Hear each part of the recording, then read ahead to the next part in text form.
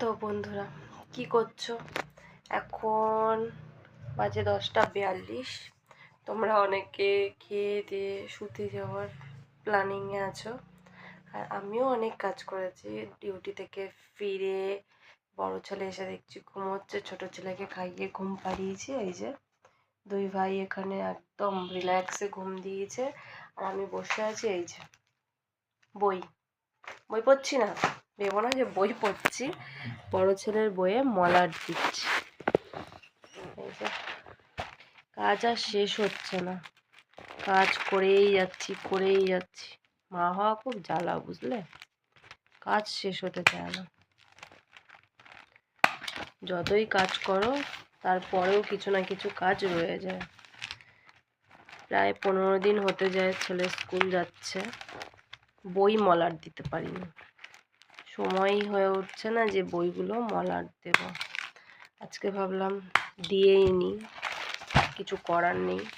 ঘুম তো পাচ্ছে, শরীর তো ক্লান্ত লাগছে, তবু এটাকে কমপ্লিট করেই শোবো ঠিক করে নিয়েছি। আবার কাল ভোরবেলা উঠতে হবে, উঠে রান্না বান্না অনেক কাজ।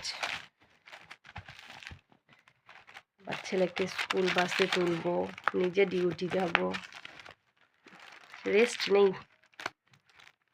তার থেকে বড় কথা শান্তি নেই, না কাজ শেষ হচ্ছে না কিছু হচ্ছে।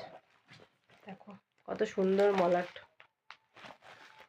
আমরা জানো তো ছোটবেলায় ক্যালেন্ডার দিয়ে মলাট দিতাম বইয়ে, সুন্দর সুন্দর ক্যালেন্ডার। এরকম মলাট কিনে দিত না বাবা মা। স্কুলে ভর্তি হতাম, স্কুল থেকে বই দিত, আর এক গাদা ক্যালেন্ডার বের করে দিত। দেখ কত সুন্দর সুন্দর ক্যালেন্ডার, এগুলো দিয়ে মলাট দে। আমি তো তাই দিয়েছি। তোমরা কারা কারা বলো তো ক্যালেন্ডার পেপার এগুলো দিয়ে মলাট দিয়েছো? তাড়াতাড়ি কমেন্টে বলো। আর তোমার আবার পরে দেখা হচ্ছে, এখন তাড়াতাড়ি করে মলাটটা দিয়ে ঘুমোতে যাই। Good night.